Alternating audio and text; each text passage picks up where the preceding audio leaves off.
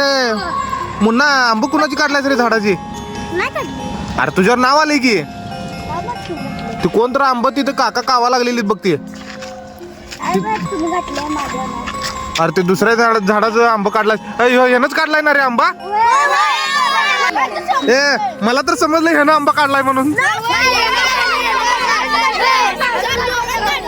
दोघांनी काढल्यात ना, दोघांनी काढलेला आंब. तसं दुसरं इकडे कुठं पळून कुठं चाललाय रे? तू पण आंब काढायला होतास त्यांच्या झाडाची? तुझ्यावर नाव आलंय की पण. तू काढलायस का रे?